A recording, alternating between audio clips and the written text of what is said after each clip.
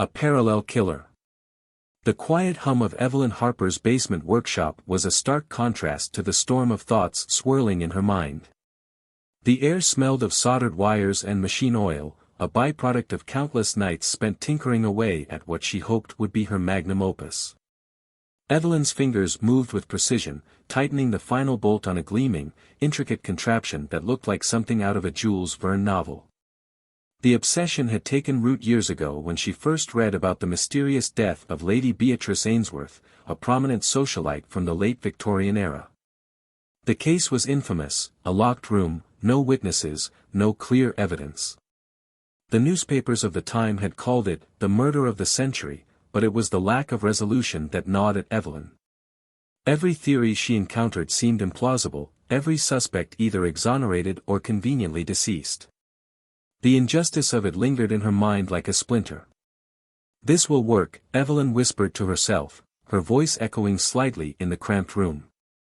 She wiped sweat from her brow and stared at her creation, a cylindrical pod with glowing copper coils and a control panel studded with blinking lights. She had poured years of her life into this machine, sacrificing friendships, hobbies, even her career as a physicist. Nothing mattered more than unlocking the truth about Lady Beatrice's murder. Her eyes darted to the framed photograph on her workbench, a reproduction of Lady Beatrice in her prime, elegant, poised, with a piercing gaze that seemed to follow Evelyn wherever she went.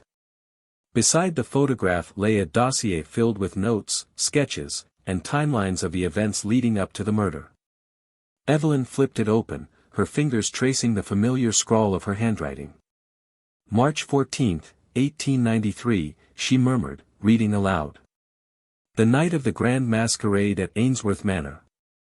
The last time anyone saw her alive. Her gaze shifted back to the time machine, her resolve hardening. Tonight, I find out what really happened. Evelyn stepped into the pod, her heart hammering in her chest. The control panel flickered to life, and she carefully input the coordinates and date. Her hands trembled slightly as she secured the straps across her chest and legs, ensuring she wouldn't be jostled during the journey. "Okay, Evelyn," she muttered, her voice shaky but determined. "This is it. Years of work, all for this moment. Just don't end up stranded in prehistoric times." She reached for the lever and hesitated, her thoughts briefly flickering to the risks, paradoxes, the possibility of never returning, or worse, witnessing something that could haunt her forever. But the image of Lady Beatrice's unsolved case loomed larger, driving her forward. "Here goes nothing," she said, pulling the lever. A deafening whir filled the pod, and Evelyn felt as though she were being compressed into a single point before being stretched out into infinity. Lights swirled around her, a kaleidoscope of colors she couldn't name, until, with a jarring thud, the machine came to an abrupt halt. The air smelled different, damp and tinged with smoke from nearby lanterns. Evelyn opened the pod's hatch and stepped out onto a cobblestone pathway. The soft murmur of voices and distant strains of classical music filled her ears. A chill ran down her spine as she looked up at the imposing silhouette of Ainsworth Manor, its windows glowing like watchful eyes. She adjusted her disguise, a plain servant's dress she had brought to blend in, and pulled a shawl tightly around her shoulders.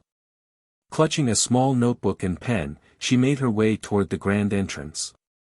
Her plan was simple: observe, listen, and document everything she could without altering the timeline. Inside, the masquerade was in full swing. Lavish costumes swirled around her as couples danced beneath a glittering chandelier. Evelyn kept to the edges of the room, her eyes scanning the crowd for Lady Beatrice. She spotted her near the center, a striking figure in a deep emerald gown, her face half hidden by a delicate lace mask. Evelyn's breath caught.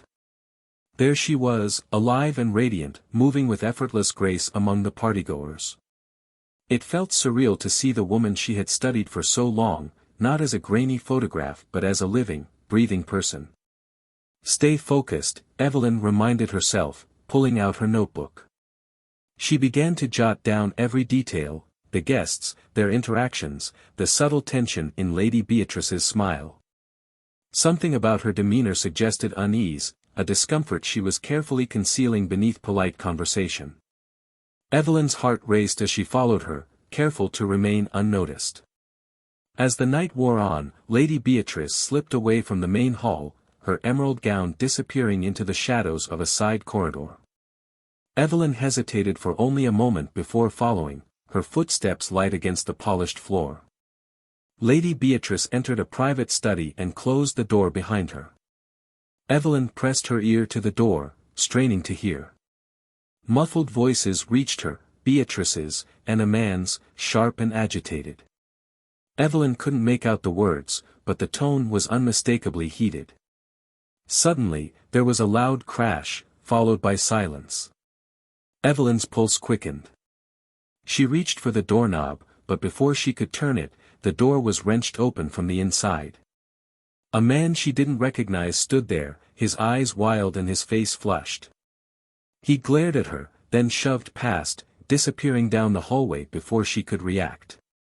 Inside the study, Lady Beatrice lay sprawled on the floor, her lifeless eyes staring at the ceiling. A pool of blood spread beneath her, and a jeweled letter opener lay beside her hand. Evelyn froze, her mind racing. She had just witnessed the aftermath of the crime she had spent her life trying to solve. But who was the man? And why had he killed her? Before she could process it, footsteps echoed in the hallway. Panic surged through her. She couldn't be discovered here, it would jeopardize everything. She slipped out of the study through a side door, her heart pounding as she retraced her steps to the time machine. The questions swirled in her mind like a storm, and though she had seen much, she knew her journey into the past was far from over. This was only the beginning. The air in 1867 was thick with the mingled scents of horse manure, damp earth, and the faint trace of lavender from the gardens surrounding Ainsworth Manor. Evelyn Harper crouched low behind an overgrown hedge, her heart hammering against her ribs. Her breath formed soft clouds in the chilly night air, and she pulled her shawl tighter, more for comfort than warmth. The manor loomed ahead, an imposing structure of stone and shadow. Its tall windows flickered with candlelight, and the faint hum of a distant conversation drifted out, carried on the breeze. This was the fatal night, the night Lady Beatrice Ainsworth would meet her untimely end. Evelyn clenched her fists, determination coursing through her veins. This time, she would witness the crime. She would know the truth. She moved swiftly but silently across the grounds, careful to avoid the occasional servant passing through the gardens. Her years of studying the manor's layout from old blueprints paid off as she found the side entrance near the servants' quarters. With a gentle push, the door creaked open, and she slipped inside. The warmth of the manor hit her immediately, a stark contrast to the chill outside. The soft glow of lanterns illuminated the narrow corridors, their flickering flames casting eerie shadows on the walls. Evelyn's footsteps were muted by the thick rugs as she navigated the familiar yet foreign hallways. Every creak of the floorboards beneath her felt deafening in the oppressive silence. She stopped at the foot of the grand staircase and looked up. The second floor was quiet, but she knew that Beatrice's room was just beyond the west wing. Evelyn's chest tightened. Somewhere up there, in the next few moments, history would unfold. She made her way up, sticking close to the walls and ducking into alcoves whenever she heard movement. As she approached Beatrice's room, she saw the faint glow of light seeping out from under the door. The door was ajar, just slightly, as though inviting her to look. Evelyn's pulse quickened, and she crouched behind a decorative plant near the doorway, her eyes trained on the gap. For a few moments, there was nothing but the sound of the clock ticking in the hallway. Then, a cloaked figure appeared, emerging from a side passage like a shadow come to life. Evelyn's breath caught. The figure moved with calculated precision, their steps almost unnaturally silent. They paused at the door to Beatrice's room, glancing both ways down the corridor before slipping inside. Evelyn leaned forward, straining to see more, her heart pounding in her ears. She clenched her notebook tightly, her instinct to record every detail momentarily overwhelmed by the sheer terror of what was about to unfold. Inside the room, the muffled sound of voices reached her ears. Beatrice's voice was soft but firm, tinged with an edge of unease. "I told you," Beatrice said, her words barely audible. "I will not be a pawn in your schemes." The cloaked figure responded, their voice low and gravelly. Evelyn couldn't make out the words, but their tone was menacing. The exchange grew more heated, Beatrice's voice rising in indignation. Suddenly, a scream tore through the stillness, sharp and piercing. Evelyn's blood ran cold. She wanted to burst into the room, to stop whatever was happening, but fear rooted her in place. A loud crash followed, the sound of furniture being overturned. Evelyn peered through the gap in the door, her breath caught in her throat. Beatrice stumbled backward, clutching her chest. A jeweled dagger protruded from her, glinting in the dim light. Her eyes widened in shock as she collapsed to the floor, her elegant gown pooling around her like spilled ink. The cloaked figure stood over her for a moment, their breathing heavy and ragged. They reached down, yanking the dagger free before wiping it clean on a handkerchief. Then, without hesitation, they turned and made for the door. Evelyn's heart threatened to leap out of her chest as the figure exited the room. She pressed herself flat against the wall, holding her breath as the killer passed mere inches from her hiding spot. The faint scent of iron and smoke lingered in their wake. Evelyn dared not move until the figure disappeared down the corridor and into the shadows. When the coast was clear, she crept into Beatrice's room, her legs trembling. The sight before her was both heartbreaking and horrifying. Beatrice lay motionless, her lifeless eyes staring at the ornate ceiling. Evelyn knelt beside her, the weight of what she had just witnessed pressing down on her chest. "I'm sorry," she whispered, tears welling in her eyes. "I came to save you, but I was too late." She forced herself to examine the scene, jotting down every detail in her notebook. The position of the body, the overturned chair, the blood spatter on the rug, all clues that might one day lead to justice. But as she worked, a nagging thought tugged at the edge of her mind. Who was the killer? The dagger, she noticed, bore an intricate design, a crest she vaguely recognized from her research. It wasn't a servant's weapon or a tool of convenience. This was personal. Someone close to Beatrice had betrayed her. Suddenly, the sound of approaching footsteps jolted Evelyn from her thoughts. She stuffed her notebook into her dress and slipped out the side door, retracing her steps through the manor with her heart pounding. She had seen enough for one night. As she reached the safety of the time machine hidden in the garden, Evelyn's mind raced. The mystery was far from solved, but now she had more than theories, she had witnessed the crime. And she wasn't done yet.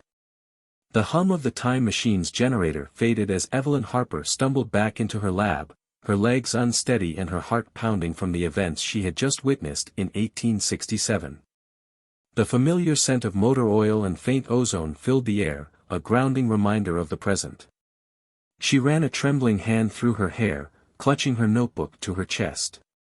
The image of Lady Beatrice's lifeless body was burned into her mind. But something was wrong. Instead of the quiet sanctuary she expected, her lab was alive with harsh voices and flashing lights. The metallic tang of tension hung heavy in the air. Evelyn froze as a voice boomed across the room. "Evelyn Harper. Stay where you are." Several figures emerged from the shadows, their police uniforms unmistakable. At their center stood Detective Richard Crowe, a stern, sharp-eyed man whose very presence seemed to radiate authority. His piercing gaze locked onto Evelyn as two officers flanked her, their hands inching toward their holsters. "Detective Crowe." Evelyn stammered, her confusion giving way to a rising wave of panic. What's going on?" "You tell me," Crowe said coolly, stepping closer. He held a piece of paper in his hand, a warrant, she realized with a sinking feeling. "You're under investigation for the murder of Nathaniel Cross. Or should I say, Dr. Cross, your esteemed colleague." Evelyn blinked, the words barely registering. "Murder? Nathaniel? That's impossible. I've been in your lab? Working late? Crow interrupted, his tone dripping with sarcasm. Spare me the excuses, Miss Harper. The evidence speaks for itself. What evidence?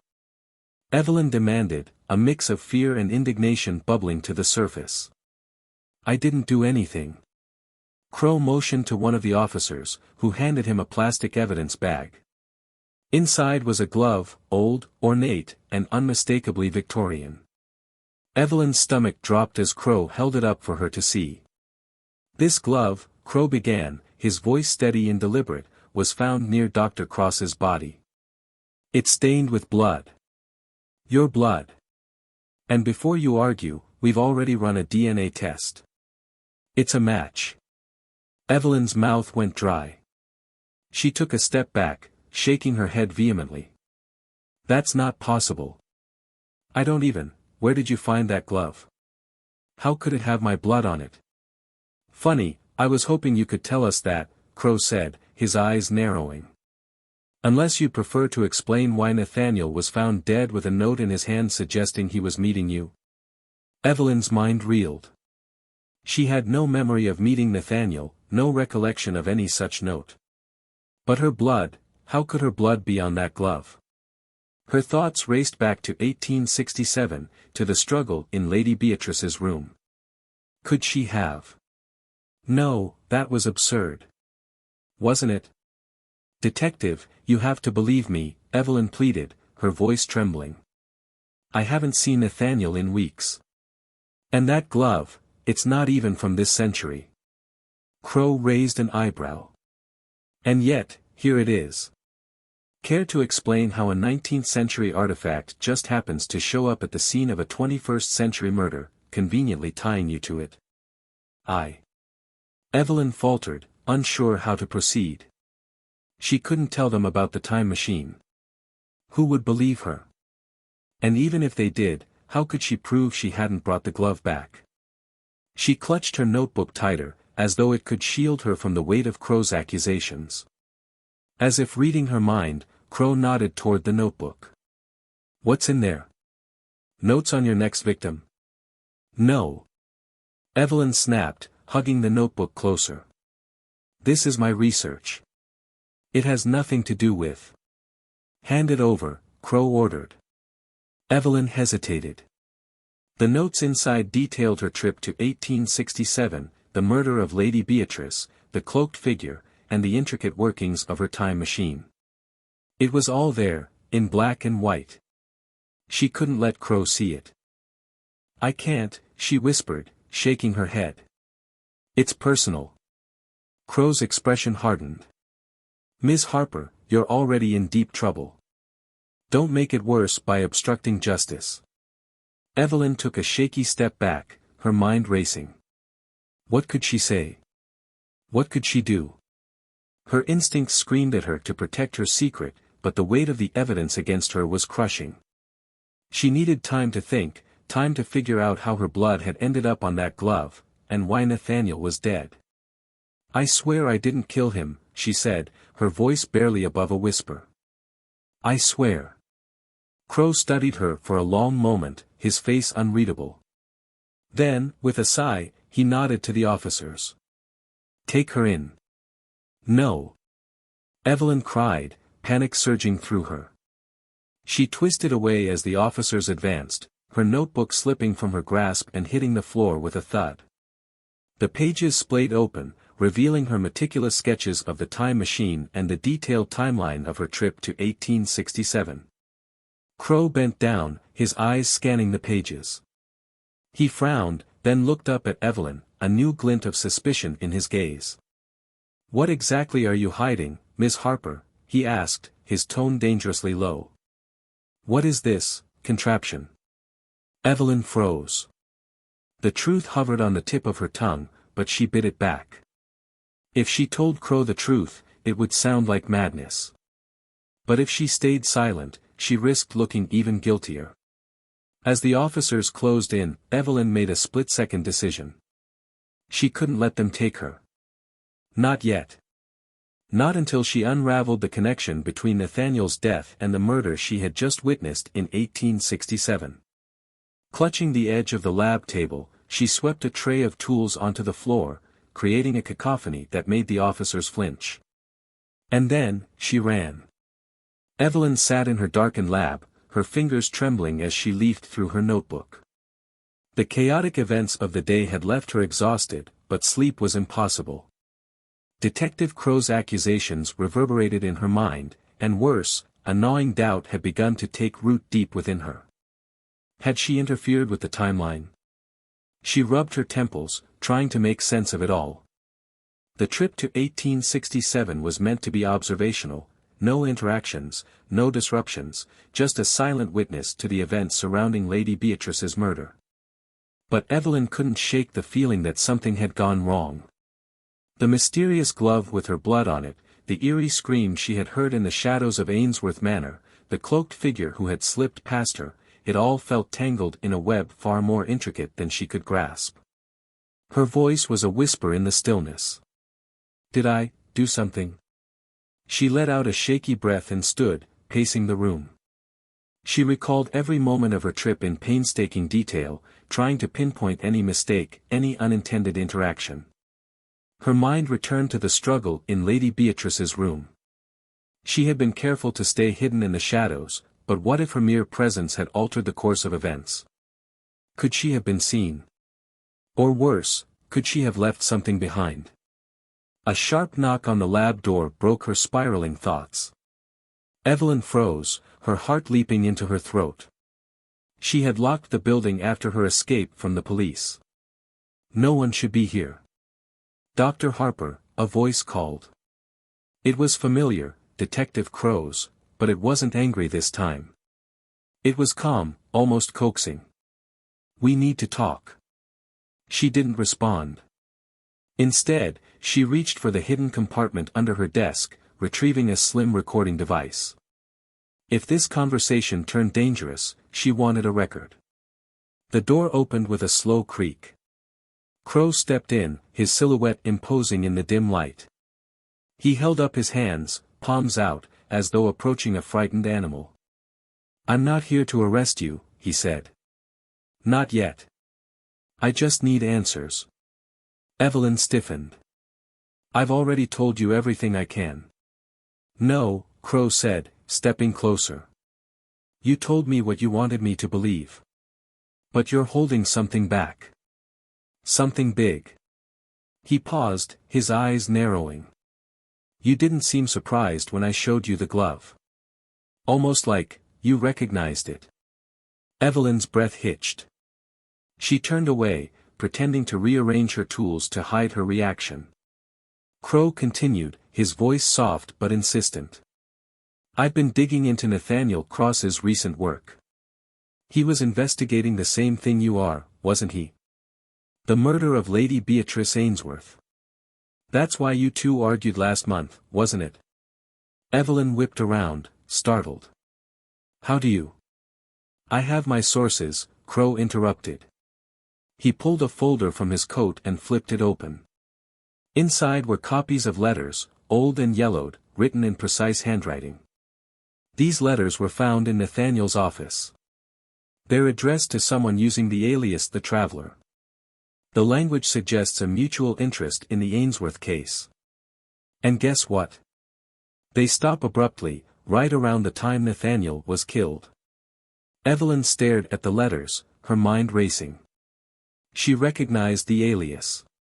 It was the name she had used on anonymous forums while researching the case.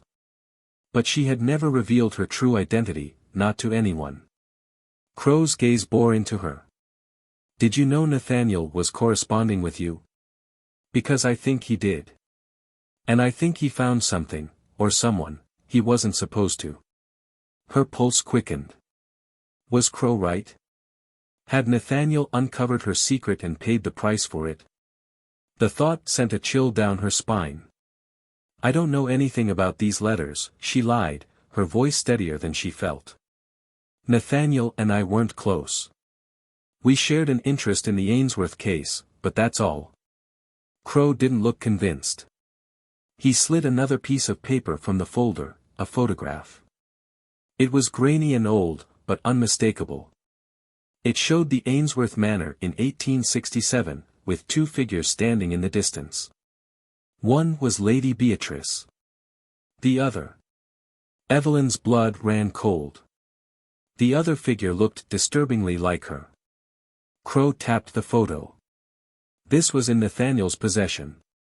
He found it just before he died. Care to explain why there's a Victorian-era photograph with someone who looks exactly like you in it? Evelyn felt the walls closing in. She couldn't deny the evidence in front of her, but she couldn't admit the truth either, not without condemning herself further. I don't know what you're talking about, she said, her voice barely above a whisper. Crow sighed, frustration etched into his features. Evelyn, if you're innocent, you need to start cooperating. Right now, all I see is someone with a lot of secrets and a mountain of circumstantial evidence pointing to her guilt. Evelyn shook her head, desperation creeping into her tone. I didn't kill Nathaniel. I don't know who did, but I didn't. You have to believe me. Before Crow could respond, Evelyn's computer beeped. Both of them turned to look at the screen, where a message had appeared. You can't change the past without consequences. The traveler knows. Evelyn's heart stopped. She rushed to the keyboard, but the message disappeared before she could react. Crow moved to her side, his expression a mix of suspicion and curiosity. What was that? He demanded. I don't know, Evelyn lied, though the pit in her stomach told her the opposite. Someone knew about her trip to 1867. Someone was watching her. And someone was determined to make her pay. Evelyn sat alone in her lab, her head resting heavily in her hands. The eerie message on her computer replayed in her mind, *, you can't change the past without consequences. The traveler knows. *, someone knew about her journey to 1867, and the weight of that realization felt like a noose tightening around her neck. The glove, the photograph, and Nathaniel's murder were all pieces of a puzzle she could no longer ignore. But there was something else. Something she had tried to suppress but could no longer deny, the shadowy figure she had glimpsed in her peripheral vision that fateful night at Ainsworth Manor. At first, Evelyn had convinced herself it was just her imagination, a trick of the dim, flickering candlelight. But now, in the solitude of her lab, the memory surged forward with alarming clarity. It had happened as she crouched in the corner of the hallway outside Lady Beatrice's room, her breath shallow and her heart pounding. The cloaked killer had slipped into Beatrice's room, and Evelyn had barely moved, her focus on the crack of light under the door. Then came the scream, sharp and brief, and Evelyn's muscles had tensed as she prepared to witness history unfold. But just as the door creaked open and the cloaked figure fled, Evelyn had felt it, a distinct sensation of being watched. She had turned her head ever so slightly, and there, in the gloom of the opposite corridor, was a figure. They stood motionless, a dark outline in the faint glow of the candelabra. She couldn't make out any details, but the mere presence of another person had chilled her to the bone. Now, Evelyn's hands trembled as she recalled it. Who, or what, had been watching her? Had they followed her back to the present? The thought was too terrifying to entertain, yet it gnawed at her with relentless persistence. A loud knock on the door shattered her thoughts. Evelyn flinched, her heartbeat racing. She approached cautiously and peered through the peephole. A woman stood there, her face partially obscured by a scarf and sunglasses. Dr. Harper, the woman called, her voice sharp and commanding. Open up. I'm here to help you. Evelyn hesitated, her mind racing. She didn't recognize the voice, but something about it carried an air of authority. I don't know who you are, Evelyn replied through the door, her tone guarded. And I'm not exactly in the habit of trusting strangers right now. The woman sighed audibly. Sylvia Crow. Estranged physicist. Former colleague of yours in the temporal mechanics division. Ring a bell? Evelyn's eyes widened. Sylvia Crow. The name was both familiar and infamous, a brilliant mind, yes, but one that had been publicly discredited years ago for theories that bordered on fringe science. Evelyn opened the door a crack. "Why are you here?" she asked warily. Sylvia smirked. "Straight to the point. I like that." She stepped forward, forcing Evelyn to open the door wider. "Let's just say I heard through certain channels that you've been meddling in the fabric of time. And now, it seems, time is meddling back." Evelyn stared at her, stunned. "You know about the time machine?" Sylvia rolled her eyes. "Of course I do. You think your little invention went unnoticed by everyone in the field? Word gets around. Now, are you going to let me in, or are we going to have this conversation in the hallway where any snoop with a badge can eavesdrop?" Reluctantly, Evelyn stepped aside, and Sylvia entered the lab with the air of someone inspecting a crime scene. Her sharp eyes scanned the equipment, the notes scattered across the desk, and finally, Evelyn herself. "Time travel," Sylvia said, shaking her head. "It's not the playground you think it is, Evelyn. You've opened Pandora's box." Evelyn crossed her arms defensively. "I didn't alter anything. I was careful." Sylvia raised an eyebrow. "Careful? That's cute. Let me guess, you didn't talk to anyone, didn't touch anything, just observed and left. Well, here's a fun fact, the timeline doesn't care about your intentions. Even your presence creates ripples." "Ripples?" Evelyn echoed, her stomach sinking. Sylvia nodded grimly. "I call them echoes. Little distortions in the fabric of reality. They start small, a misplaced item, a slightly altered event. But they don't stay small. The longer you exist in a time you don't belong to, the stronger the echoes become. And sometimes, they manifest as," she paused, her expression darkening. "Alternate versions of people or events." Evelyn's throat went dry. "Alternate versions?" Sylvia leaned closer. "Tell me something, Evelyn. When you were in 1867, did you see anyone who didn't belong there? Anyone, strange?" The shadowy figure flashed in Evelyn's mind. She hesitated, unsure whether to confess. I thought I saw someone," she admitted finally. "But I couldn't make out any details." Sylvia nodded, her expression grim. "That's your echo. It's not just a shadow, Evelyn, it's an imprint of your interference. And if it's here now, in this timeline, it's going to unravel everything you know." Evelyn felt a wave of nausea. "But I didn't do anything to create it." "I didn't." "Doesn't matter," Sylvia interrupted. "The universe doesn't care about your intentions. You traveled. You existed in a moment that wasn't yours. And now, the echo is here. I'm guessing it's tied to this Nathaniel Cross situation, isn't it?" Evelyn nodded reluctantly. "He was investigating the same case. And now he's dead. The police think I'm involved, but I didn't." Sylvia held up a hand. "Save it. I believe you. But believing you doesn't solve your problem. What does solve it is figuring out what that echo wants. What it wants." Evelyn repeated, her voice shaking. Sylvia's gaze hardened. "Echoes aren't just passive distortions. They're tied to the original timeline in ways we don't fully understand. If yours is manifesting as a person, or a shadow, it's because it's looking for something. You need to figure out what that is before it takes over." Evelyn stared at her, dread pooling in her stomach. "And if I don't?" Sylvia's reply was ice-cold. "Then you'll lose more than just your reputation. You'll lose this timeline. And trust me, Evelyn, you don't want to see what comes next." Evelyn paced her lab, her mind spinning with Sylvia's ominous warnings. The word echoes reverberated in her head, making her second-guess every moment of her fateful trip to 1867. But there was no time to dwell.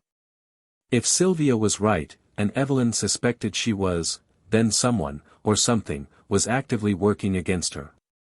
That's when the email arrived.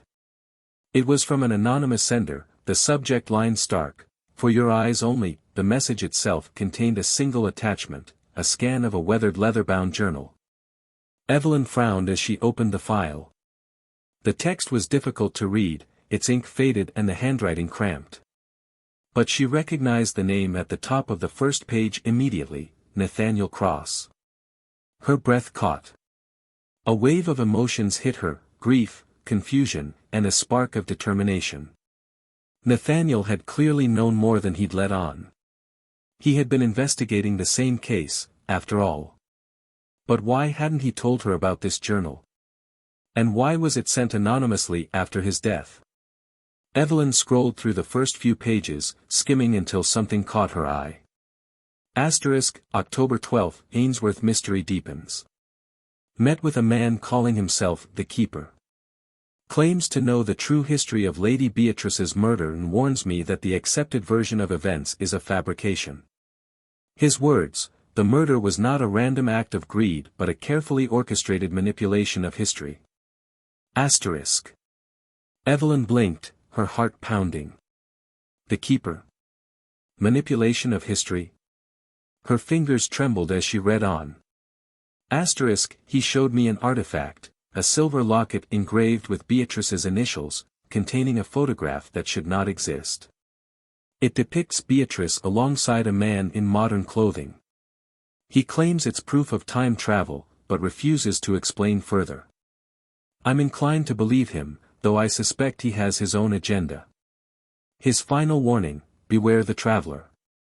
She has already altered the timeline. Evelyn sat back, her mind racing. There was no denying it, the Keeper had been talking about her. The idea made her stomach churn. Could she have inadvertently caused this entire cascade of events? Was her very presence in 1867 the reason for Beatrice's murder, or Nathaniel's? But another thought quickly overpowered her guilt. If someone else had been tampering with time, who were they? And what did they want? She reread the journal entry, this time focusing on the silver locket. A modern artifact embedded in a Victorian murder.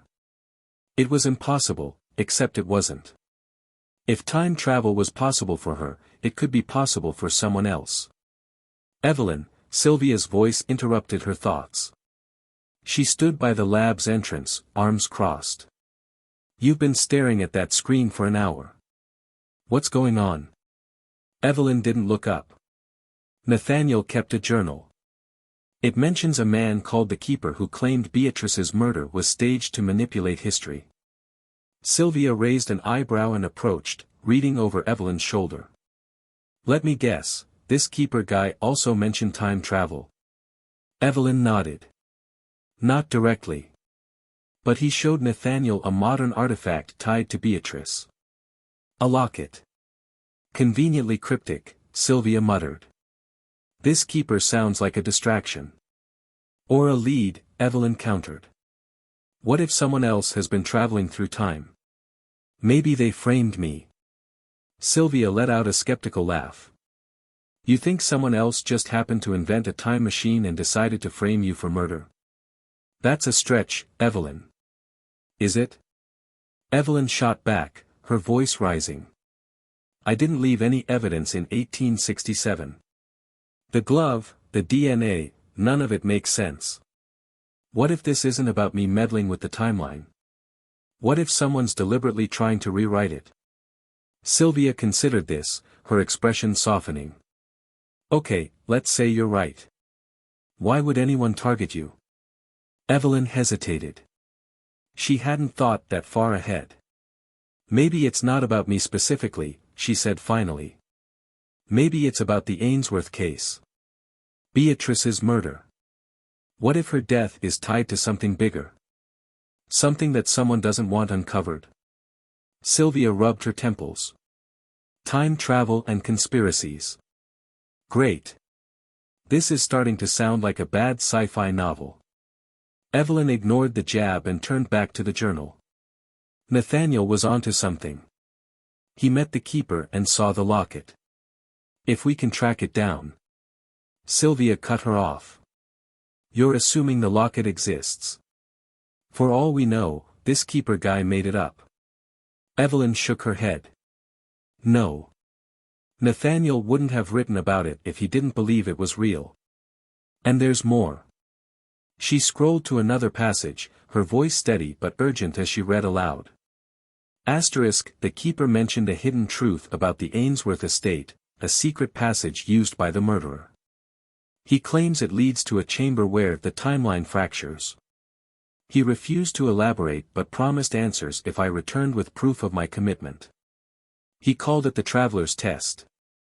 Asterisk. Sylvia frowned. Timeline fractures. That sounds ominous. Evelyn stood abruptly, determination gleaming in her eyes. Ominous or not, it's a lead. If the keeper knows about time travel and Beatrice's murder, he might know who's behind this. Sylvia grabbed her arm. Hold on. You're not seriously thinking about going back to 1867 again. Evelyn pulled free. I don't have a choice. Nathaniel's dead, the police think I'm guilty, and the only person who seems to know what's going on is this keeper. If I don't go, we'll never get answers. Sylvia sighed, exasperated. You're playing with fire, Evelyn. If these echoes are real, and I'm telling you they are, every trip you take only makes them stronger.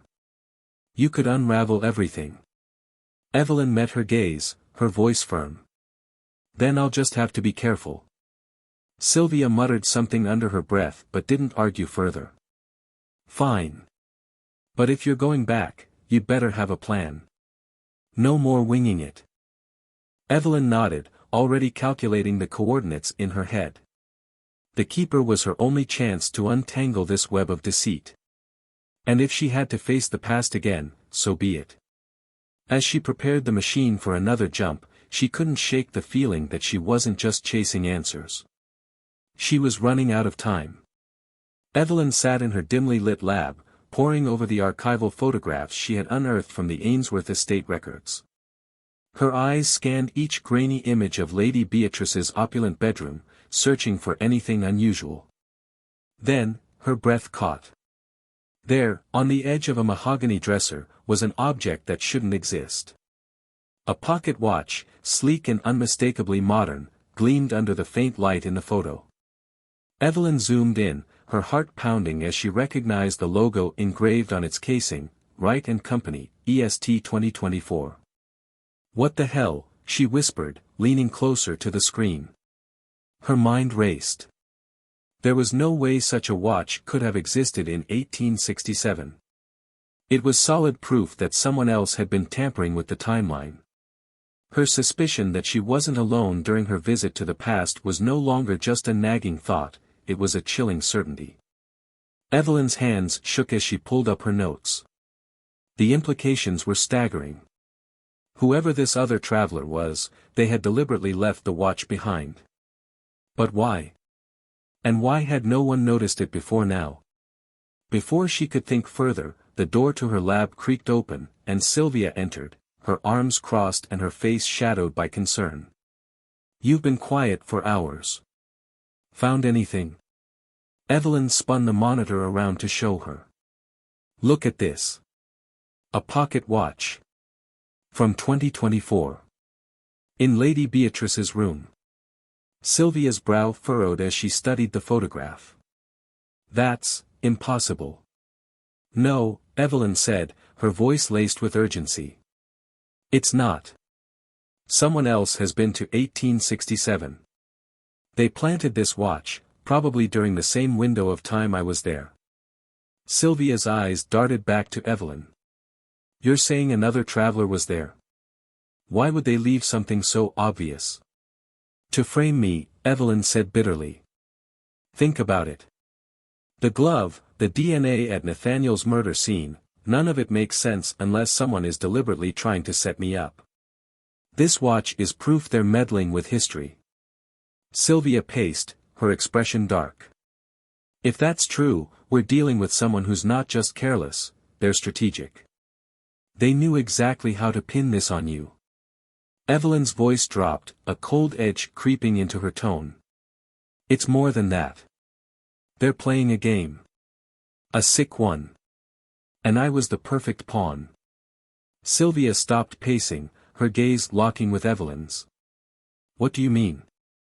I wasn't alone in 1867, Evelyn said, her voice trembling with both anger and fear. When I was hiding in the shadows at Ainsworth Manor, I felt it, the presence of someone else. I thought it was paranoia. But now, she gestured at the photo. Now I know it was them. They were there the whole time. Sylvia sat down heavily, her expression grim. This changes everything. If someone else has the ability to time travel, they could manipulate history on a scale we can't even imagine. Evelyn clenched her fists. We need to find out who they are. And fast. Sylvia hesitated before speaking, her tone uncharacteristically hesitant. There's something I haven't told you. Evelyn frowned. What do you mean? Sylvia took a deep breath, as though preparing to confess a terrible sin. I didn't just study temporal mechanics. I worked on a prototype. Years ago, before your machine. It was crude, unstable, and dangerous, but it worked. At least once. Evelyn's jaw tightened. You built a time machine. And you didn't think to tell me this before. Sylvia looked away, shame flickering in her eyes. I didn't think it mattered. The project was shut down before it could go anywhere. But now I think whoever this traveler is, they might have come from my past. Evelyn leaned forward, her voice sharp. Explain.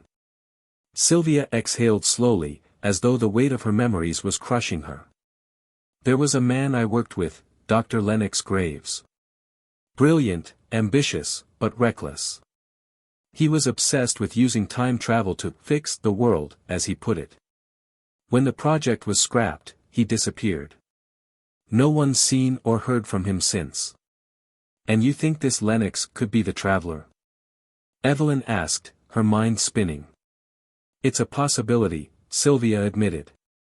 He had access to my research, and he was desperate enough to keep experimenting, no matter the cost. If anyone could build another machine, it's him. Evelyn's stomach churned. The pieces were falling into place, but the picture they painted was horrifying. If Lennox is behind this, then he's been planning this for years.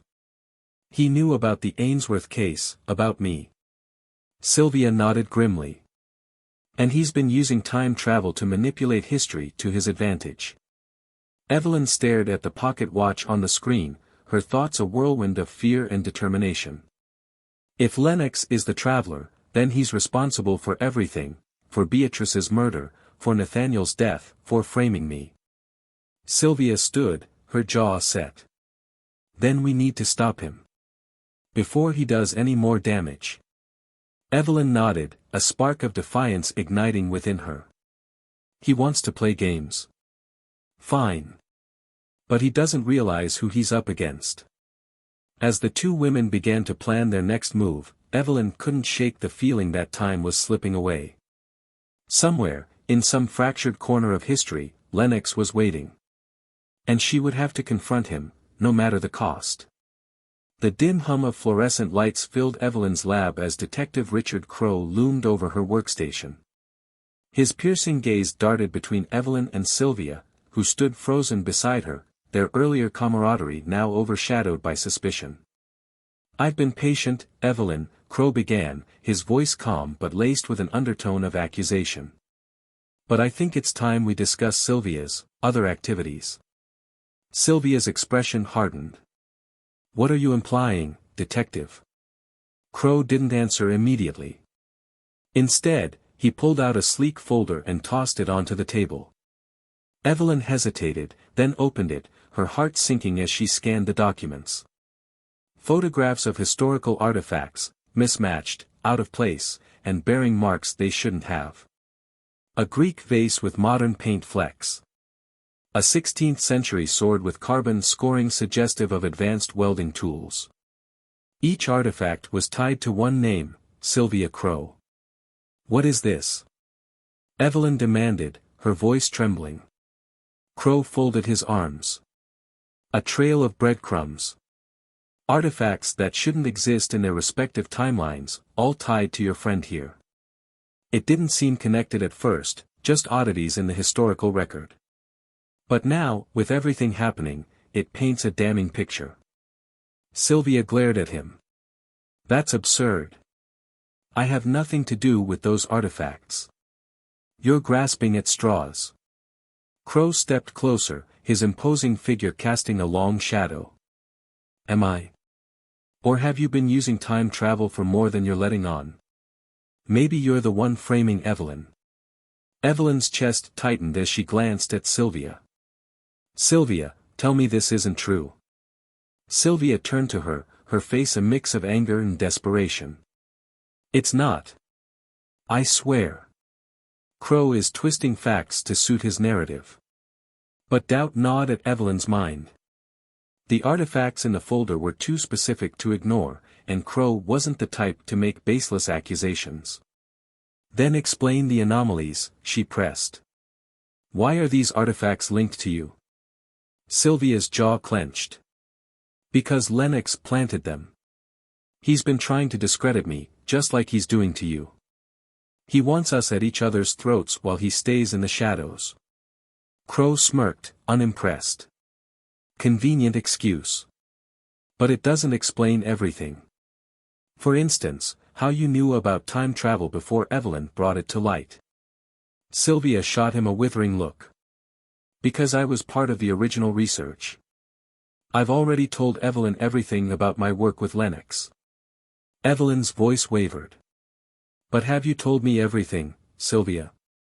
If you've been hiding things, now's the time to come clean.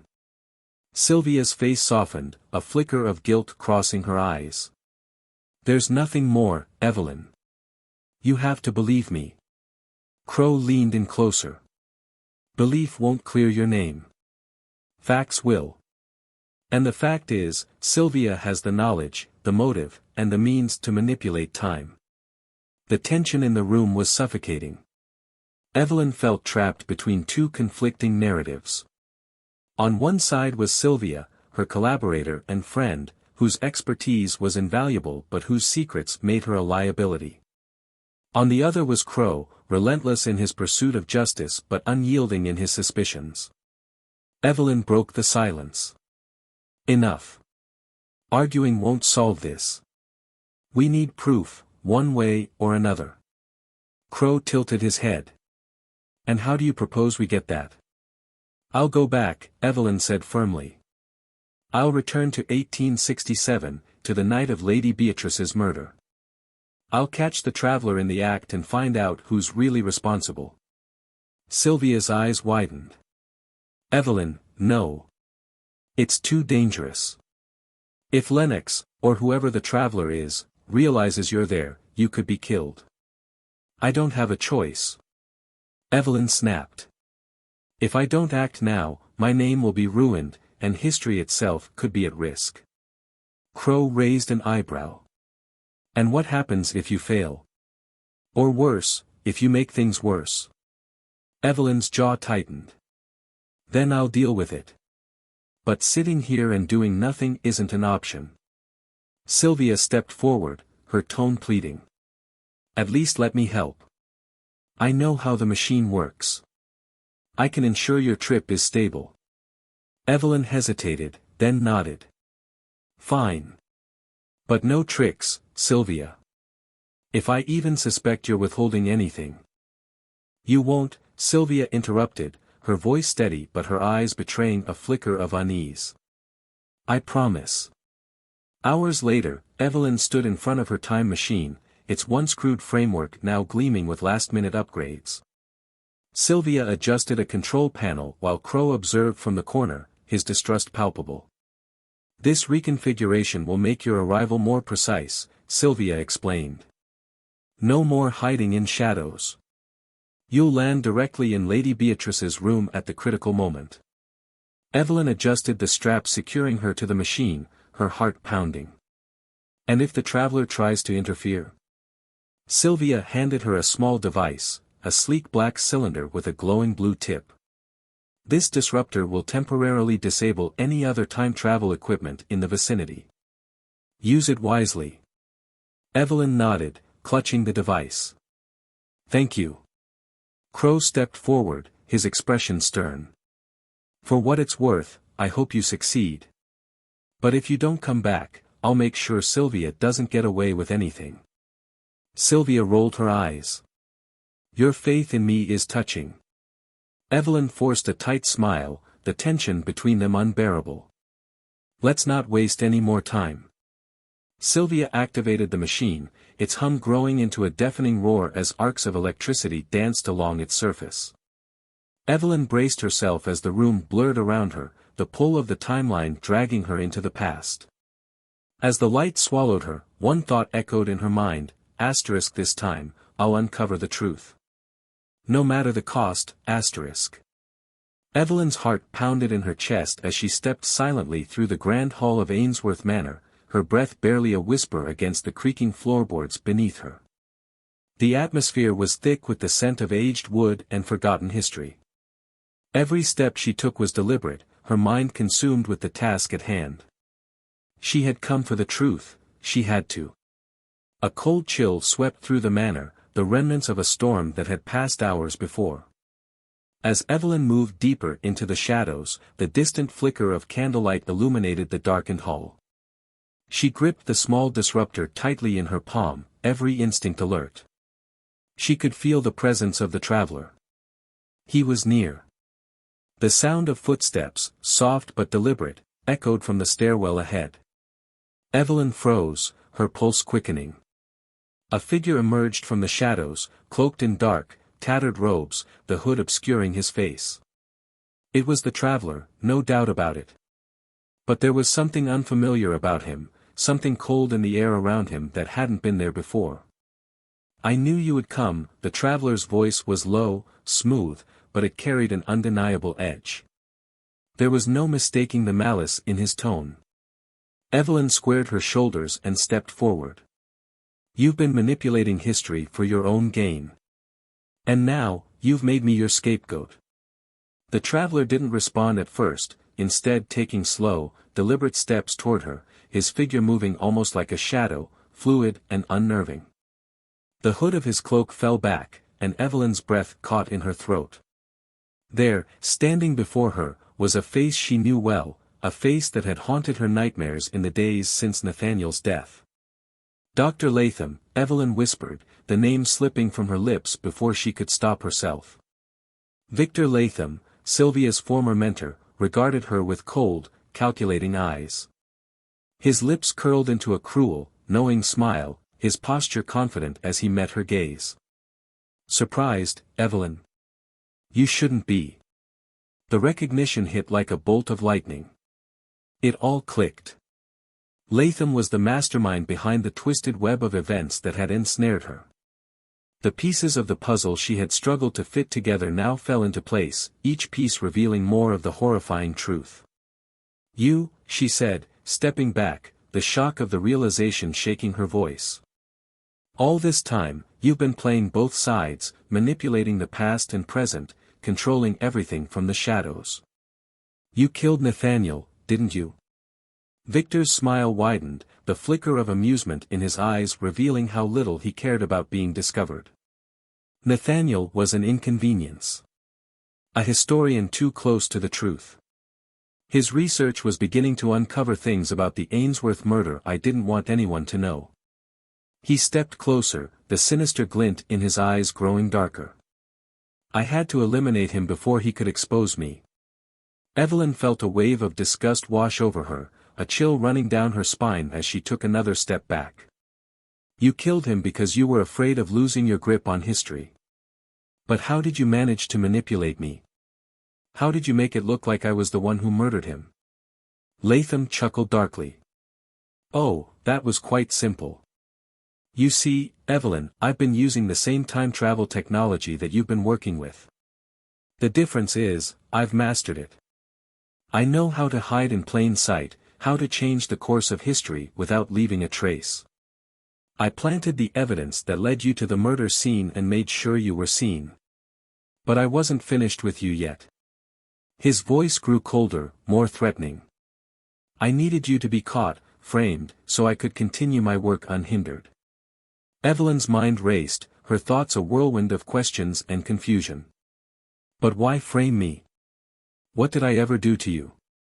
Victor's eyes narrowed, and his smile faded into something more sinister. You were too close. You and Nathaniel were digging into the past, and you both made the same mistake. You uncovered things I didn't want to be uncovered. You made me a target. So I did what I had to do. Evelyn's hands tightened around the disruptor, the reality of the situation setting in. She had walked straight into a trap, and now, she was face to face with the very man who had orchestrated everything. The truth was too horrible to bear, yet it was undeniable. So, you've been manipulating the timeline for profit, Evelyn said, her voice shaking with a mix of fear and anger. Rewriting history to suit your needs. To control the past, the present, everything. Victor's expression softened momentarily, as if he was contemplating something. Why do you think I've been investing in these artifacts? These relics aren't just for display, Evelyn.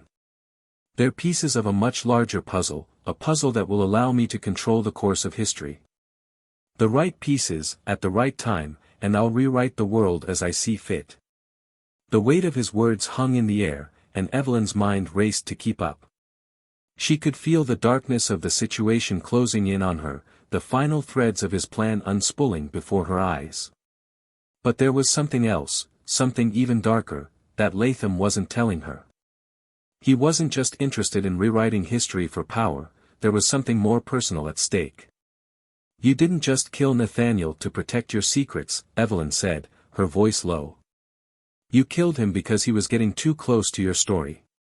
Because Nathaniel knew about you, didn't he? Latham's smile faltered for the briefest of moments, and that was all the confirmation Evelyn needed. He had killed Nathaniel to silence him. Not just because of his research, but because Nathaniel had known too much about his own dark past. And now? Evelyn asked, gathering her courage. What happens now, Victor? You'll just get away with it all. Latham's face twisted into a mask of arrogance. Of course. I always do. History is mine to control. And as for you, Evelyn, well, you were a means to an end. You can't stop me now. With a flick of his wrist, Latham activated a device on his belt. The hum of energy filled the air, and Evelyn realized with horror that he was preparing to escape, just like he had done in 1867. She could not let him leave again, not after everything he had done. Not this time, Evelyn spat. In one swift motion, she activated the disruptor, and a high-pitched screech filled the air. Latham's device short-circuited, sparking and whirling out of control. The force of the energy surged through him to the ground, the device smoking in his hands. Evelyn approached him, her heart racing as she stepped closer. You won't rewrite history this time, Evelyn said firmly, her voice unwavering as she watched Latham struggle to rise. This ends now. Victor Latham's smug smile faded, and for the first time, Evelyn saw fear in his eyes. He had underestimated her. She wasn't just a pawn in his game, she was his reckoning. The final act of manipulation, the power he had so carefully constructed, had crumbled. And Evelyn was the one who would bring him down, once and for all. The crackling tension in the air was palpable as Victor Latham staggered to his feet, his eyes burning with fury. The room of Ainsworth Manor felt smaller now, as if the very walls were closing in on them. Evelyn's disruptor hummed in her hand, a beacon of hope that now seemed to flicker weakly against the chaos unfolding around them. You think you can stop me? Latham sneered, wiping blood from his split lip. You're too late, Evelyn. You can't undo what's been done. The timeline is already in my hands. You've already destroyed yourself.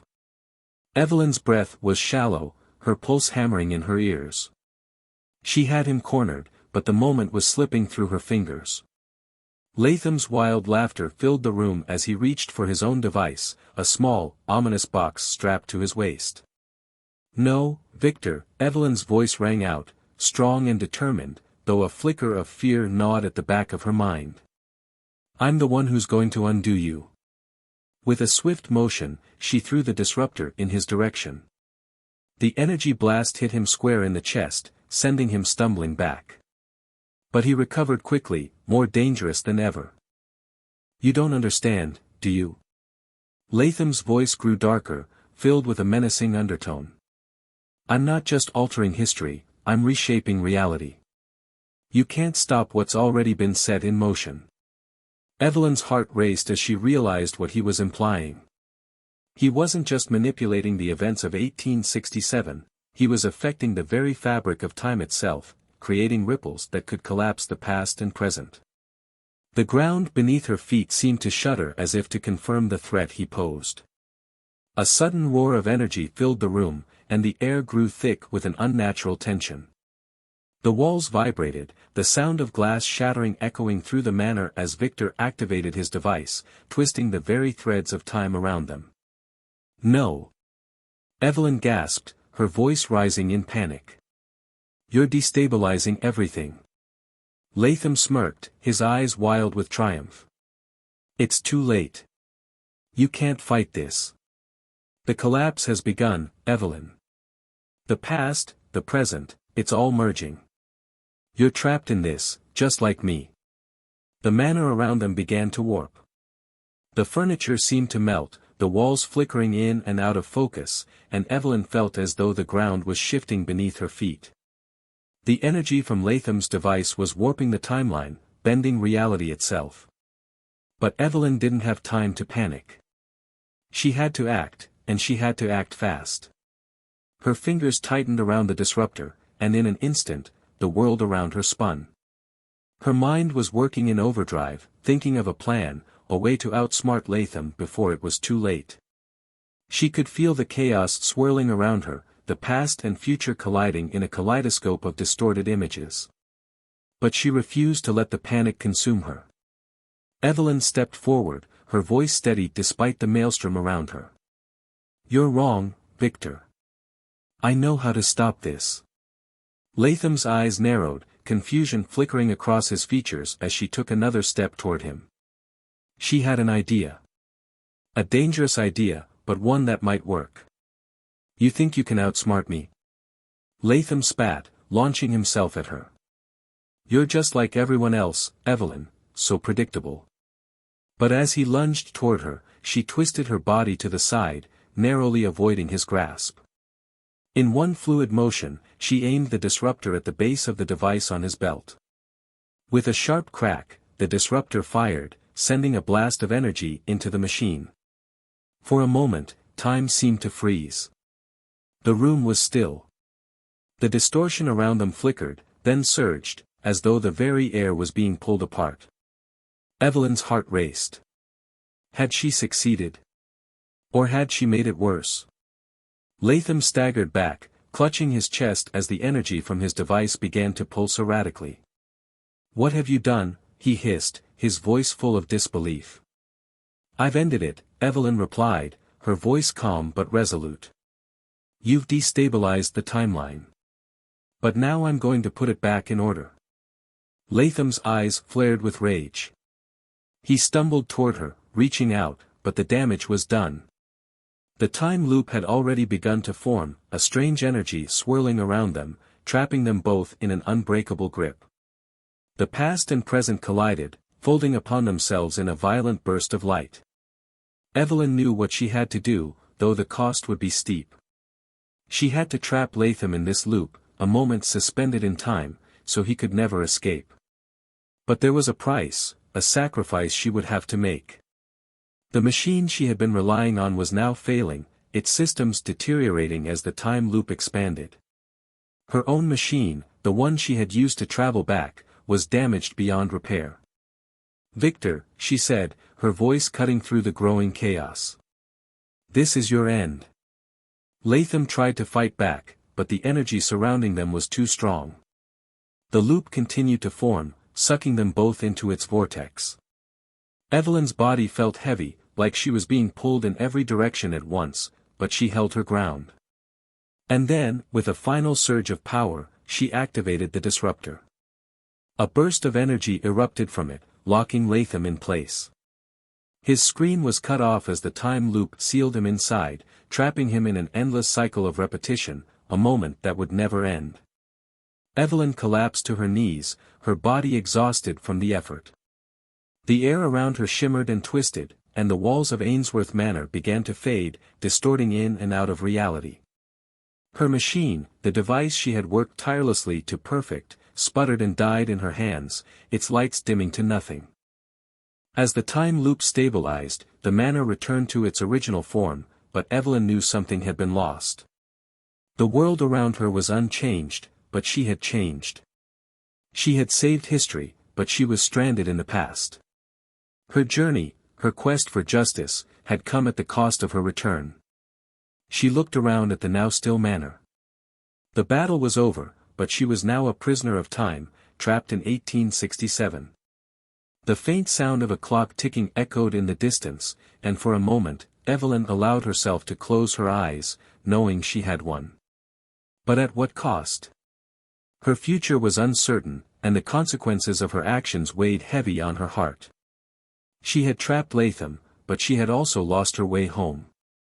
Time had a way of taking, and in this moment, Evelyn realized just how deeply it had claimed her.